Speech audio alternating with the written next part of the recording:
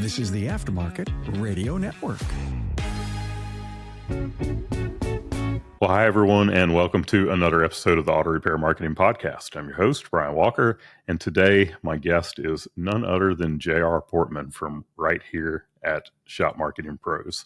And today we're going to be talking about this idea of building great teams. But before we get into the podcast, I want to stop and thank our sponsors. This episode is sponsored by ShopBoss, shop management software that works the way you need it to right out of the box.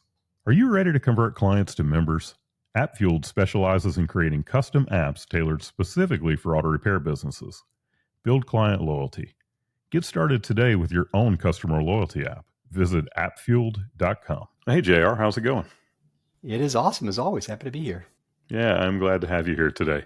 So many of you who are listening, you know JR because maybe you have spoken to him on a discovery call.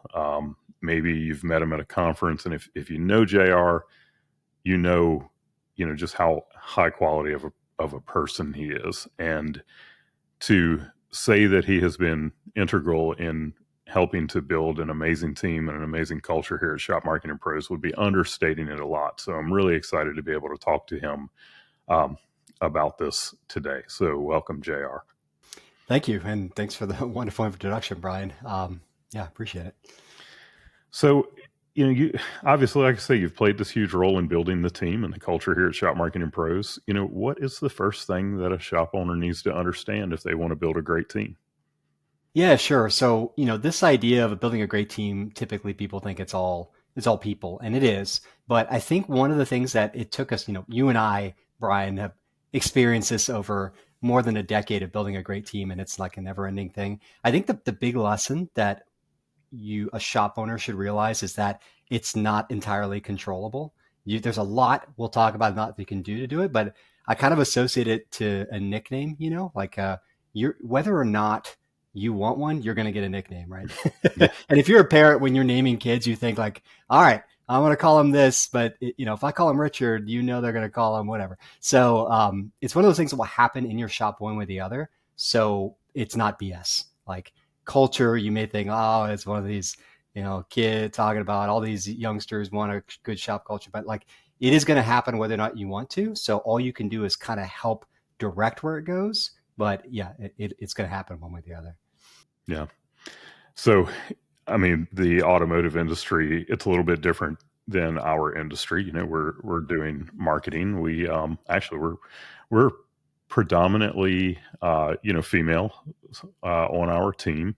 You get into the automotive world, and it can be different. I mean, there's a huge shortage of technicians, for one. I know there's a little bit of argument about that in the industry as whether or not there's actually a shortage, but it's kind of hard to deny that there is. There's a shortage of blue collar in general. And I think that I know that a lot of shop owners, they, because it's so difficult to hire, they will just hire like a warm, body, someone who's breathing and can fix cars, and they're hiring for skill and not anything else. And I know it's a difficult situation, hiring these people, but it's got to be a terrible way to hire, is only on skill. Yeah. And I know, like, we're not talking, so we're a marketing agency or whatever. There's a lot of parallels, right? Like, highly skilled marketing people are rare to find. So if I just relate that to a highly skilled technician, an A-level tech or whatever, they kind of, this is going to be one of those things that, like, it's maybe not true or not, but there's this reputation of they can write their own ticket. They can have a big ego because they know the best, and they can kind of like push you around as the owner to get what they want, right? So this idea of hiring for talent versus hiring for character. Now, the character side of thing, well, what does that even mean? So, I'm a father, right? I have two young sons that are 10 and 12. So a lot of these lessons I will relate to parenting. But do you want to raise a child to be more interested in like just being able to adapt and building those kinds of grit, determination, those kind of character skills, which are the kinds of things I would hire for. Or I just want them to be really good at one thing and that kind of stuff. So I'm a big believer. It took me a while to get here in hiring for character versus hiring for talent. And in our own company, Brian, you know this well, we have some examples of people that we hired that had zero marketing talent. In fact, I think for the longest time, we didn't have anybody in the company who actually had a marketing degree, right? Yeah. Yeah, that's true because, we would, well, especially early on in the business, I want to say that it was a strategic thing, for hiring, uh, the person first. But the truth is early on in the business is those are the people that we could afford. We knew, okay, we can hire this person that has they're just a really high quality human being, but they don't know how to do marketing, but we could teach them how to do marketing. And, they were teachable and they, were just a nice person that was enjoyable to be around and all of that. And we could teach them to do the marketing side of things. And I really think that kind of ended up being a foundational thing in the culture that's been created here. Yeah. And look, myself personally benefited from that. It takes boldness, so you yourself, Brian, like I've told this story to anybody that will ask how I started with Shop Marketing Pros, but I was on my own. I just was tired of being on my own. I was looking for a place and you did not need, I came in and talked to you guys. I was doing freelance photography for Shop Marketing Pros back when we were generalists and stuff. And you just offered me a job without knowing that there was a position for me. You knew, Yeah. and you tell people this, that you knew that I was a good person. Now I did have some talent, I will say, but you didn't even know what you needed. You just knew that I would be the type of person that you had a good feeling about me. You followed your gut. And obviously it's a great thing for me for the past decade. Yeah. And I mean, it's been a great thing for us too, and when I look back on it, it was from the outside looking in, it was a foolish thing to do because we did not have a position for you. We didn't even know what you were going to do, but we saw this really awesome person that we knew could make a difference in the business. We didn't know what the heck it was going to be, and that you were someone that we would just want to work with and enjoy working with. And I mean, I remember when you came in, like we didn't know where you were going to sit and work. And I remember literally telling you to figure out what your job is going to be because we didn't know. And now 10 years later, I mean, you rose up to be our chief operating officer for, a period of time and, then moved into a sales role and, now are the chief revenue officer. And for quite a long time, because we're an EOS company, have been the integrator in the business, which is like the most important position, for a visionary. It's like this is the most important person. So, I look back on it and it was foolish, but man, had we not done it, what would the business look like now? And we're talking about you and me, but I also want to I don't want to leave Kim out of this because especially on the side of things where we're talking about building a great team, I was the person that didn't believe in like all that culture stuff. And, it was just, I was a technician. I worked in multiple shops, that some of them were fairly toxic places and I didn't care. It was like, what's my paycheck look like at the end of the day? And that's what I cared about. And I tried to bring that same attitude into the business. And thank God you and Kim were there to be like, there's a better way to do this. Yeah. And I think there's a cost to that. Like, so that's I know we're talking about the automotive repair industry here, but literally any business is like this. If you're trying to run a business, if you have employees, they want culture, whether you want it to be there or not, and they will make one. And oftentimes it will default to hating the person in charge. Like way back in the day when I have a degree in photography and stuff, and I ended up working in a big camera store in LA. And I just remember this now that I worked in the film department. That shows how long ago this was because it's film. But it was me and like, I don't know, 8 other people or something like that. And we were unified by our hatred of the floor manager.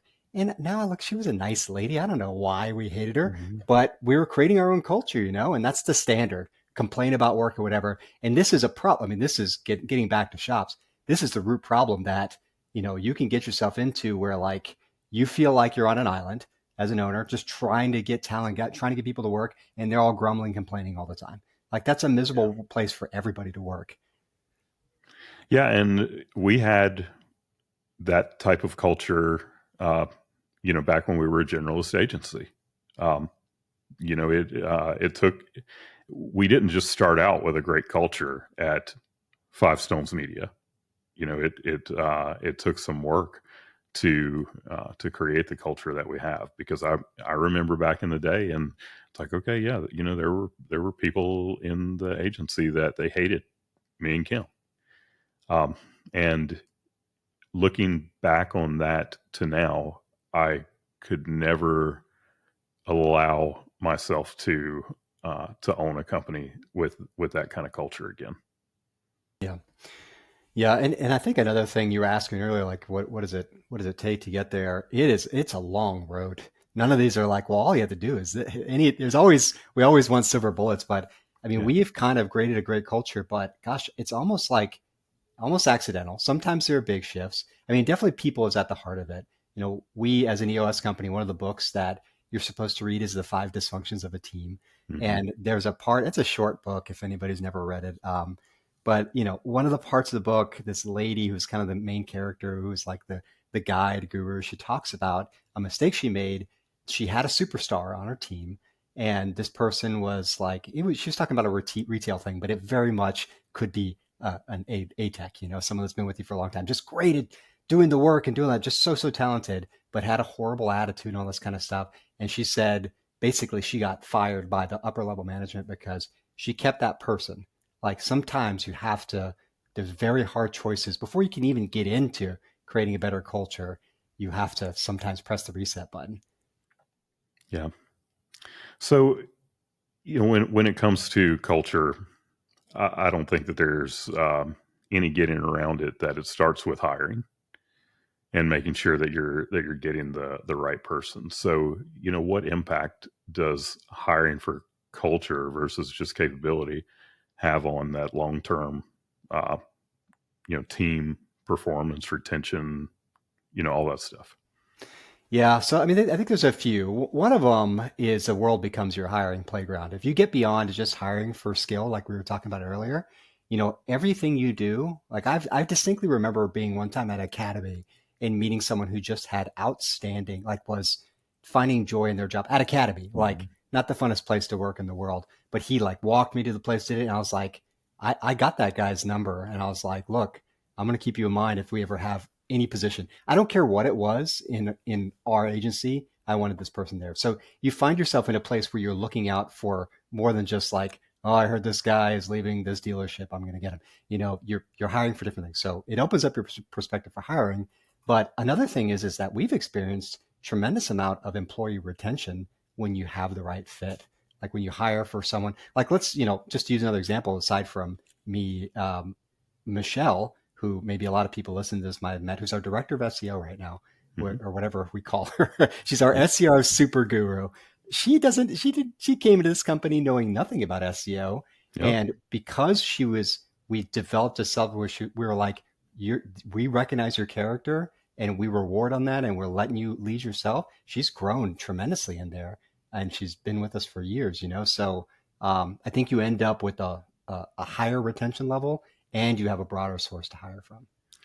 Yeah. When we hired Michelle, Michelle was supposed to just be my assistant. And, that was going to be like checking helping with my emails and, making sure that I stayed on track with my tasks and all that. And during that time, I was the, the head of SEO. I was the one who was actually doing that work. And, I just started like teaching her how to do these things. And, I would teach her a little bit, teach her a little more, teach her a little more. And before, it was over with, she could do everything that I could do. And I didn't even go into it with the intention of making that happen. And it wasn't that long ago that I realized just how much she has surpassed me. Um, because SEO is one of my passions. I love keeping up with it, and still to this day, I'm pretty strong with SEO. But I found myself going to her and saying, "Hey, what are you seeing with this?" And the way that it went from years ago of her being hesitant to give me an answer, or the answer would be kind of on the basics or whatever. Now she's just like spitting fire, and it was like, man, how that has improved my life to be able to do that. So for that shop owner who is still turning wrenches, or that has graduated from turning wrenches to now working the counter, you can, over time, because it took years, you can over time train somebody to replace you. And when that person has that great character, then that's going to make a big impact on the company culture. Yeah, agreed. And something that we as a standard for us for hiring now is we use the DISC assessment, right? Or there's Colby, like you guys have probably heard about some of these things, but it's just a standard thing now. They're fun, first off. Like people go do this stuff on social media on their own. Like, what kind of dragon are you? I don't know, whatever it is. So that's a little bit of a silly way, but it's amazing how accurate those things are, right? Like Brian's reads like him, you read mine, it reads like me, but um, it's really helpful to learn about what motivates the people that you're hiring. You know, we joke, or we don't joke, like the stigma for Gen Z and stuff like that is they're not money motivated. Now, I beg to differ with a lot of these generalities, Yeah. but Oh yeah. it's true though. You do find that people are motivated by different things. Like some people really care about titles. So, but other people like just even knowing what they want in life is it's just huge. It's a huge humanizing thing. But I think those tests really help for you to understand, and also to not put. If you hired a service advisor who ranked really low in communication, like that would seem dumb, right? So Yes. these tests, I think, also really help to show what the character actually is, rather than you just going on your gut. Like the character is kind of a general word. So I think that's a cool tool as well. Yeah. So we probably should have talked about this already, but a lot of people think that culture is just a buzzword. It is a bit of a, it's used as a buzzword. I'll say it that way. Um, but it's so much more than that in reality. Uh, how would you define, like when we're talking about culture, the way that we're talking about it, how would you define culture for a shop owner? Yeah, I think it's work environment. It's what it feels like to work in your place of business. And this is one of those things that like what your answer is going to be different than what people's answers are.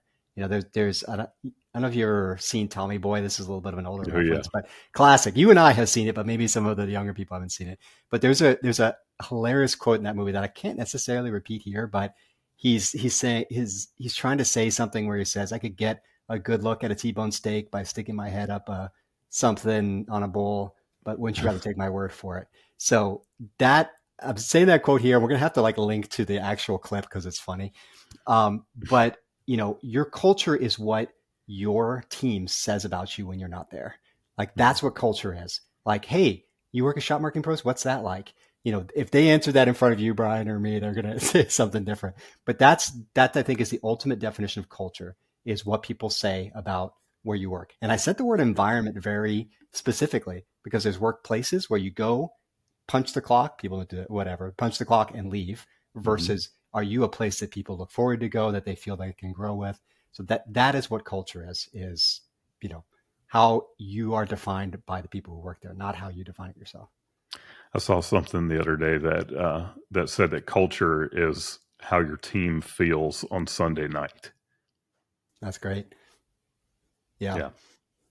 Yeah. I mean, there's that other thing. It's like, do you have a job or do you have a career? Like are you fostering a place that people are enjoying go to work?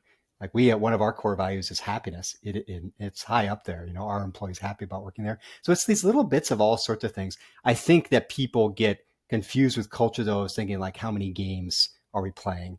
Like culture can be, it's hard. I mean, there are things we do lots of stuff that we would associate as part of our culture at Shop Marketing Pros that are uniquely us. But like the nickname thing, it grows over time organically, and it's just part of everything that makes your shop unique. And it's going to be, again, good or it's going to be bad. So Yeah. So we talk about it from a standpoint of internal. How does culture play in when you're talking about the external, as far as like the view of your business that people have, and when your clients come into your shop, what they experience. How does culture play into that? yeah, I think it's one of those things that it's kind of like we talk about with social media. It's an affect you, but it's hard to put your finger on quite how it is. I think your customer base picks up on your culture. Like when they're a shop that people really like to go to, if the culture is strong, it permeates into everything. I will tell you, as marketers, it also makes our life a lot easier. It's very hard to talk about, particularly again in social media, to talk about a shop that has just nothing interesting about it. They don't do anything. So examples of culture, for instance, do you guys have a team meeting every week or month or something like that? That would be something that I would call part of culture. Or do you celebrate each other's wins? Do you celebrate any sort of like family stuff? Is there anything that goes on outside of work? There's a lot of ways to consider this. When you have more stuff going on, it makes you more interesting. It's like going on a date with someone, you're sitting across the table from them and like, so what do you like to do for fun? Nothing. Yeah. Well, what's your job like? It's not worth talking about. Like that's not as interesting a person to them. So I think that comes across there. We talked about employee retention, so I think it's a very practical reason for culture. But here's another take on it that has impacts on the business, and you can speak to this personally, Brian. Is that being an owner of a business is a very lonely place to be, Right. and developing a culture is also developing people with business buy-in that helps ease the strain of owning a business. Which, when the owner of the company is feeling more chilled and their culture improves, and that opens you up to be able to do more stuff to grow the business. So It's funny, we're talking about building great teams, and the discussion has completely gone to culture, but the two really are synonymous.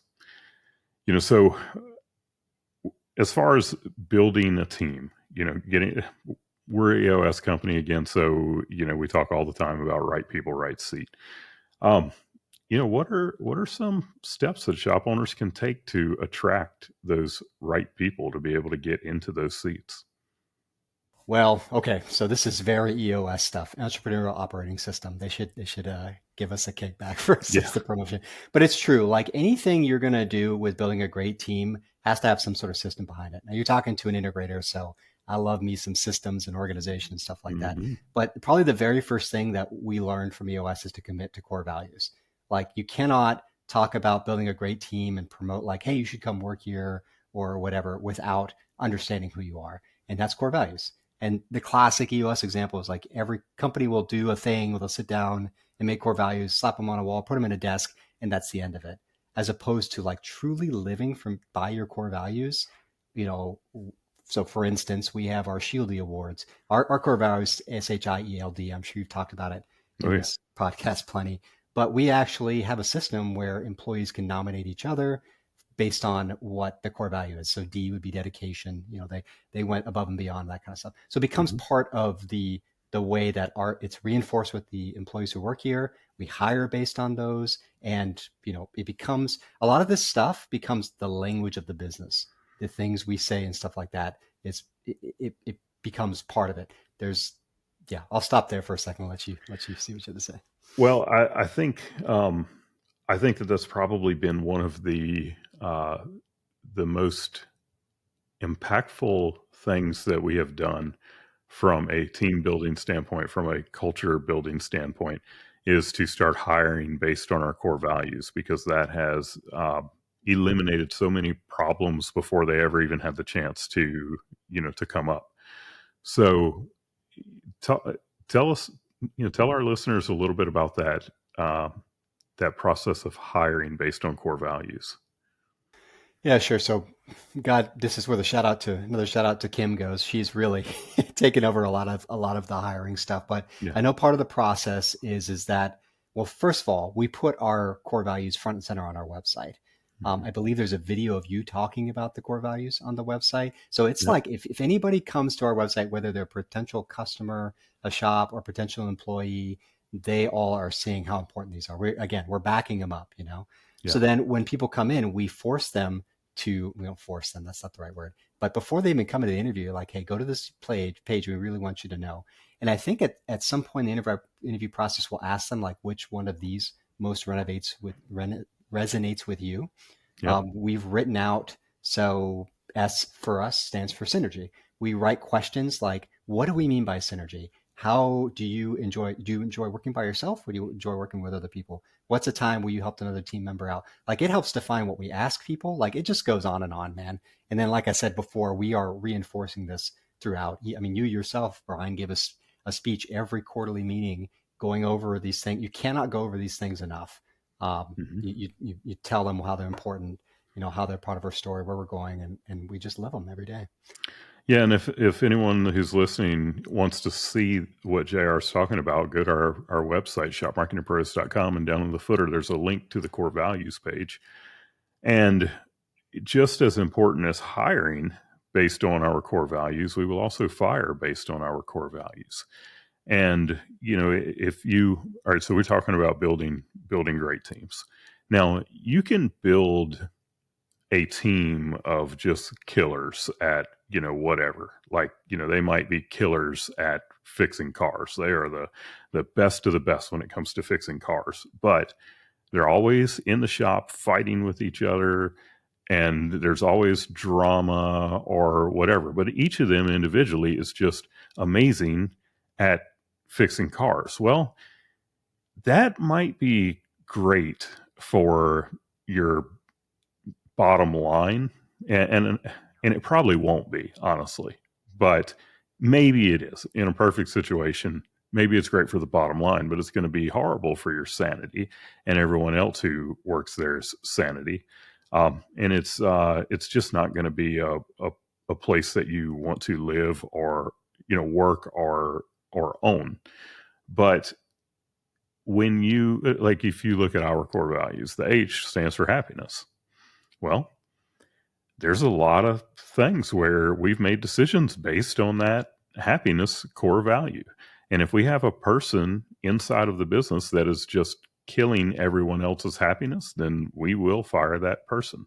We go by the motto, hire slow, fire fast. And we've taken some criticism about that before.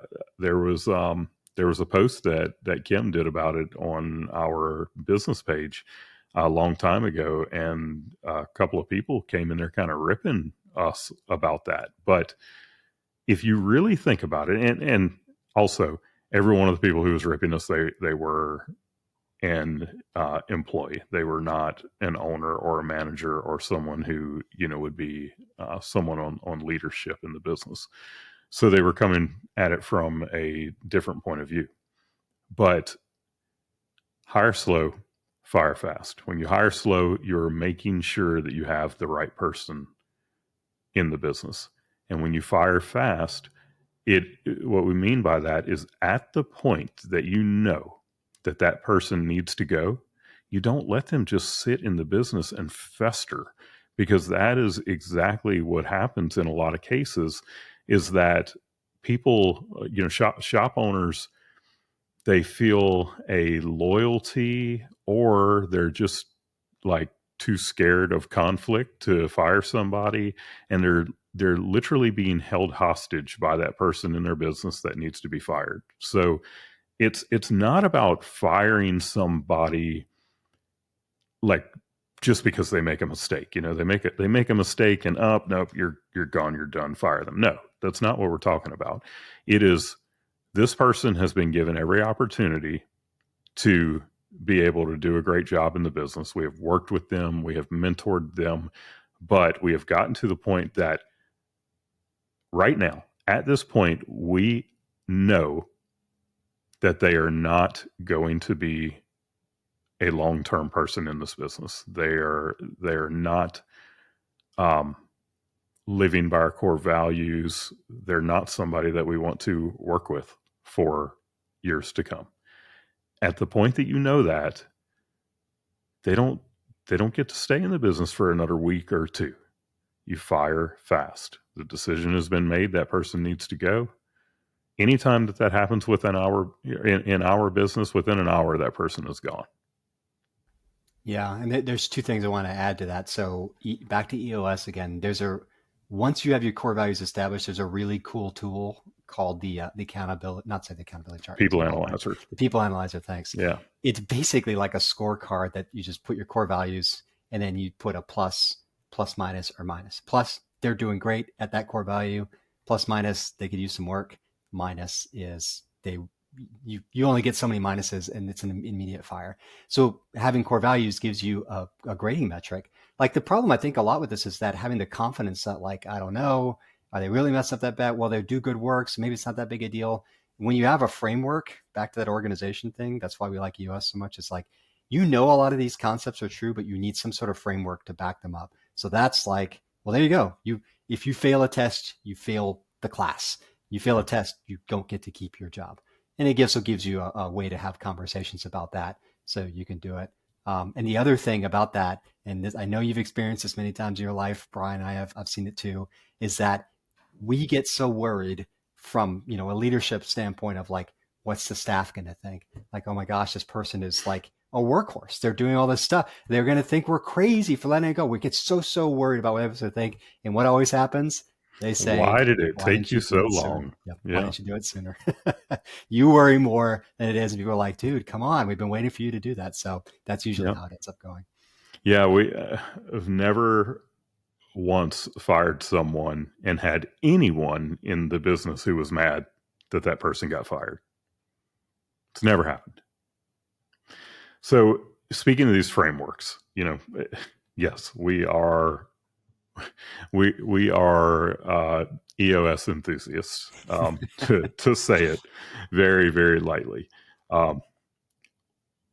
You've built and led teams under these EOS, the rules of EOS. What EOS principles or tools, like you mentioned the people analyzer, but what other tools do you think are like the most powerful ones for shops that want to strengthen their team dynamics? Yeah. So, I mean, you don't have to sign up to EOS to use those things. You can read the book Traction and you'll get them. You can watch a YouTube video and get what it is. There's one that really like everybody loves. So a lot of this stuff is not just empowering the leader. It's empowering everybody in the team to feel like they have a voice. And there's something called IDS in there. It's part of when you have these meetings, they call them level 10 meetings. Everybody rates it a 10, like they're great. But the part of it that's everybody's favorite is IDS, which means identify, discuss, and solve. So everybody in your shop has complaints, there are things, and you end up like talking about it, but nothing ever happens. So the IDS is a specific thing where just even if you didn't use EOS, you would have a list where people like, this is a problem, we all agree, or I can bring this problem there. And then we have a time where we all get together in this meeting, and we have it broken up by departments and stuff now, but let's just say it was your whole team, and you're sitting there and you're like, okay, guys, we are going to talk about this until it is solved, until we agree it's solved. So we're going to identify what's truly going on here. We're going to discuss it until, we come to some sort of solution. That's the S. And then we're going to give to-dos and that's it. We're not talking about it anymore after we solve it. Yeah. So that has been probably the biggest the thing that really, we've done a lot of EOS stuff. We've got accountability charts that are very helpful and all that kind of stuff. But I think that's the thing that will get people addicted to EOS is like you start seeing, that's what's called traction. You feel like you're spinning your wheels. You start seeing the needle move like, well, we solved that problem. We solved that problem. And it's just like the snowball effect. That's pretty awesome. Well, and the beautiful thing about it is that these things get solved before they really become a problem.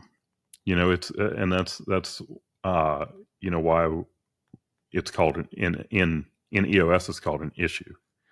And it's like, all right, this is an issue. It hasn't become a problem, like a major problem yet. And every single week we're going through and solving these issues before they become big problems. And that there's no doubt that makes any company that runs on EOS a better place to work because people aren't faced with these huge problems. Yeah. It also, like we talked earlier about this shared language that's part of culture. Like, it doesn't matter if you want to or not. It's just like being in a family. You've got your like pet names and the things you say, whatever. There's a language in your business, and this gives it a framework that everybody uses the same language. Like for us, it's nothing to hear someone like, let's IDS that later. And Yeah. it sounds like corporate jargon a little bit, but everybody knows that there's a time. Rather, what it does culturally is it keeps people from standing around complaining around the water cooler about a thing. They all have a way. Like, we're all going to get together and it's an open forum. We want you to talk about the issues so we can solve them. So it really like is one of the things that really immediately changes the entire culture of a business to be like, we're working together to solve issues. We recognize them and let's solve them. Yeah. I like that a lot. So what else beyond the IDS? So VTO is another thing, the Vision Traction Organizer. This is more from a business planning perspective. Like, a lot of our listeners will be working with coaches or not. They might just have, their accountant or their bookkeeper or whatever. The Vision Traction Organizer was pretty cool because it's a framework for basically like, all right, what are we going to do this year? What are we going to do in 3 years? What are we going to do in 10 years? It's also where you put your core values and stuff like that. We spend a lot of time. In fact, you and I, Brian, are going on Monday with the rest of the leadership team, and we spend several hours as part of this just going over what is our game plan. So that's a cool part of it, and it's very well defined. Basically, what I just said in short form. But then we bring that back to the team, and it's very empowering. And I think it gives your team a lot of confidence to be like, they know what they're doing. They're not flying by the seat of their pants. We come and we present this thing to them and say, hey guys, in 3 years, this is going to be what our revenue looks like. This is going to be what the team's growth is going to look like. It forces you to lay that stuff out. And thereby it lets everybody know like, all right, we're in good hands. They've got some sort of plan. One of the things that I personally love about the VTO is being transparent about our finances. And there's like, that's the thing that so many business owners want to hold, to their chests. They're like, oh, I don't want anybody to know. I don't want my employees to know what our revenues are or what our profit margins are or any of that kind of stuff. And I have had like multiple discussions where people are on our team are like, I can't believe that y'all share that with us because no other company I've, ever worked with does it. And, that they appreciate knowing those things. Like it allows them to be bought into the business side of the business and say, oh, our profit margin is this and we really want it to be this. Okay, let's go get that. Yeah. Yeah. I mean, back to that environment, right? You want everybody, the EOS languages, you want everybody on the boat rowing in the same direction. Yeah. When you don't have that, you feel like everybody's doing their own thing and the boat's going around in a circle like that. That's one of those things that you do that gets everybody like feeling like we're a part of something bigger than ourselves. And they talk about BHAGs, right? The big, hairy, audacious goal, like this thing that's supposed to be this big reach that everybody can buy into. There's a lot of parts of it that are really neat, but I think I'm a sales guy. So coming back from that perspective, one of the greatest honors you can get in a sales call is for the person to say, you know what? No one's ever asked me that question before. That's a really high honor, because it shows that you're taking them down a path rather than just the typical thing. I would reverse that here and say one of the biggest honors you can get from your employees is them to say, no business I've ever worked at has ever given this, this level of clarity before, has ever volunteered this information before. Yeah, Haley was telling us that, this has been a while. She was telling us that she and Caroline were having a discussion one day and, that she had said to Caroline, I don't think I could work for another company after working here. And it was because of EOS. And yeah, that was one of those things like you're talking about where it's like, wow, that's quite an honor to hear that. Yeah. And we're giving a lot of credit to EOS here, but I want to say something like we did well for half a decade without EOS. We dabbled in it a little bit, but we didn't fully commit to it. And I want to give credence to you. Like the only way any of this stuff works, growing culture, growing teams, is always driven by the leader, driven by, we call him the visionary, you call it the owner, the founder, whatever you want it to be. Yeah. And somewhere along the line, that person has to let go of control a little bit. and which is very hard for people. If you're brave enough to start a business, you're not great at giving up control. So that I is where have I think it all starts. I have to admit there are some things where I let go of something kicking and screaming the whole time. Like I think the biggest the probably the what's the word that I'm looking for here? I mean, the most intense argument, if you want to call it an argument, that you and I have ever been in was over an employee that that did not fit our culture, and I wanted to continue working with him, and you didn't. And there have been things like that as the owner, I'm looking at it from a revenue standpoint, or we've got to get this work done.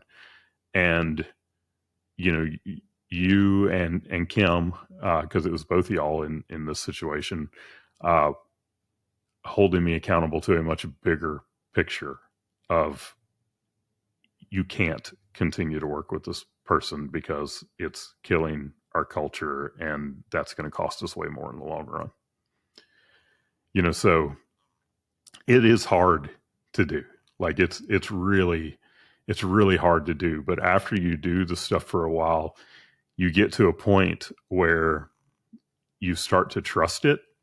And it's like, man, I don't want to do this, but every other thing that we have done through this system has worked. So I'm just going to trust that it's going to work, and you let go of it. And it's hard. Even, I mean, starting with the financial commitment to working with an implementer. I mean, the first couple of times that we went, I was so ticked off when I would write that check at the end, because I mean, it costs more than a freaking attorney. But by the third time that we went, I was just like, shut up and take my money.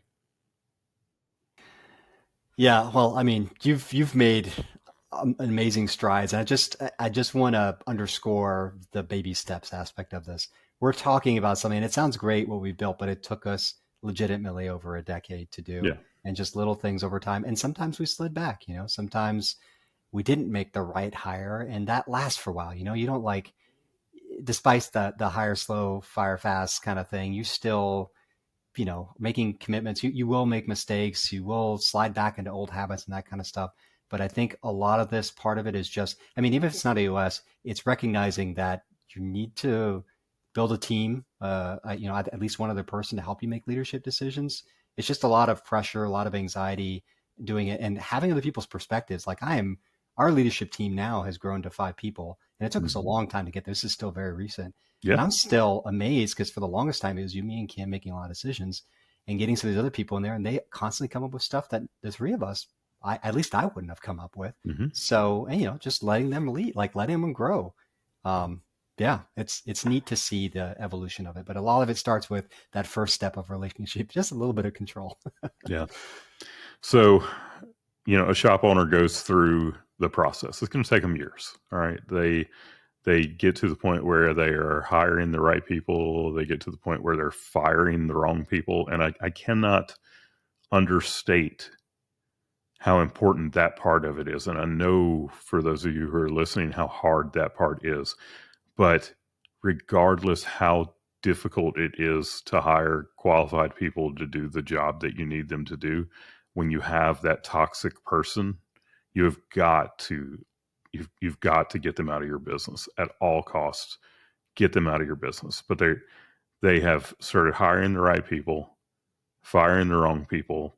They're really building a team that has gelled, and things are just going well. What does that start to look like in the business when you have that right team and that strong culture in place? Yeah, I'm glad you asked that question, because, so I talk a lot to shops, and now my team does as well. As I was the guy on the other end of the phone for a lot of people calling saying, hey, help me with marketing, shop marketing pros. And, in those conversations, I'll often talk about, like, what do you want? What's the goal for this business? We're not a coaching company, but you can't have conversations about where do you want your marketing to take you to without knowing where do you want to go. And a lot of that stuff is, business owners is like, I feel like I'm chained to a job. I need to step back. I need to be able to either breathe or to focus on the things that no one else can focus on that only I'm qualified to do. So if you can build that team, I think number one is that. And I put it in terms like this. If you ever want to go on vacation and not think about the business at all, that's what a successful team looks like, is you being able to do this. And I know, Brian, you've experienced this yourself. Like, you joke often that you go somewhere and the place works better without you, which has some merit to it, because classic visionary stuff is like, hey guy, just like, everybody, I want to talk to you about something. I got an idea. Like, a little bit, that's part of your job and stuff like that. But truly, you've experienced this where you're able to just step away and all pistons are firing. Stuff is not breaking because you've developed a team that is self-sustaining and like can solve their own problems, right? Yeah. Yeah. I mean, I think about, something that just happened like a month ago.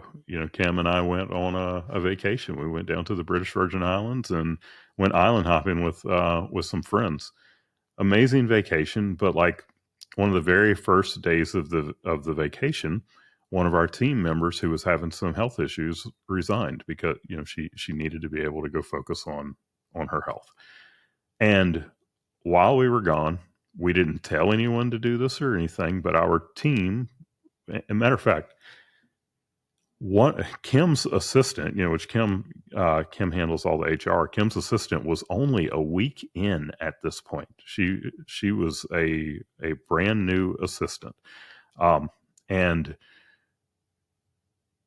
because, and this is becoming an episode about EOS, but because of EOS and the systems and the processes that are put in place, her brand new assistant, along with two people, on our leadership team, Haley and Caroline, without us asking, just began the hiring process.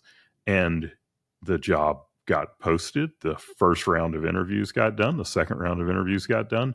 And when we got back, they were able to tell Kim, hey, we've already done all of this and they're ready for the last interview for you to do.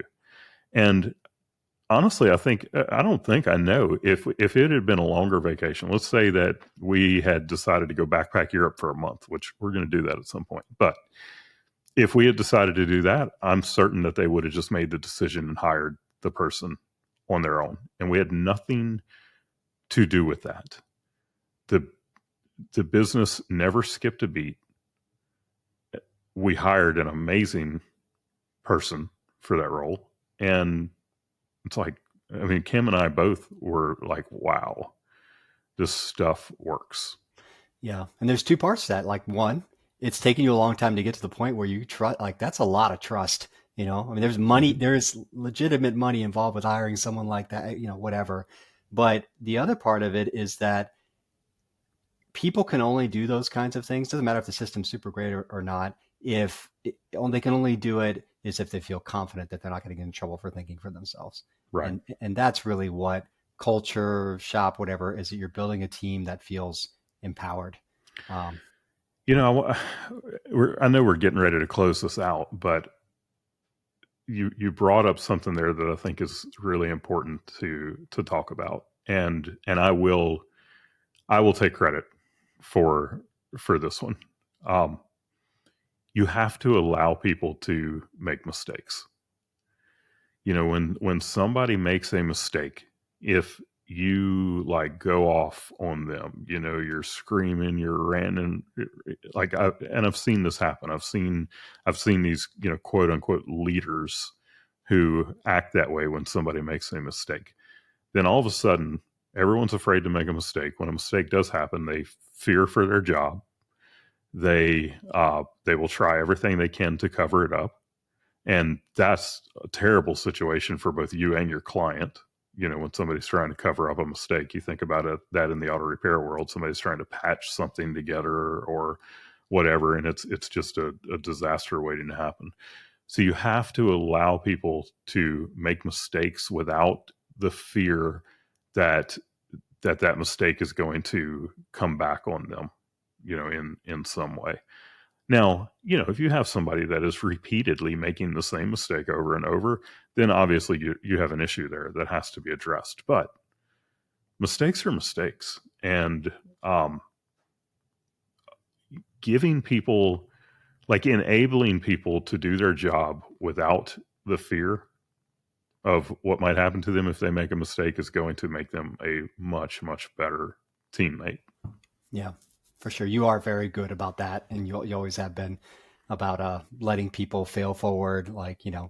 can't grow without, but there's so many books that talk about like the only growth comes from struggle. So like it's just, failure is only a stepping stone to success. So Yeah. that is true. But again, you can't build that confidence in your team. Or like if you did that and totally took your foot off, and like, you guys do your own thing, that's the opposite end of it. So it's a little Yeah. bit at a time. Yeah. Well, man, I think this has been good. I hope that it's been like I hope the people listening to it will take it to heart and go build those amazing teams, get the toxic people off of your teams, and yeah, I know it's a challenge to hire, but you'll find the right person. Get rid of the toxic people. You'll never find the right people if you don't get rid of the toxic people. So, hey, thanks for being on with me today. I really appreciate it. For our listeners, remember we are just one of a handful of podcasts on the Aftermarket Radio Network. You can find the others at aftermarketradionetwork.com.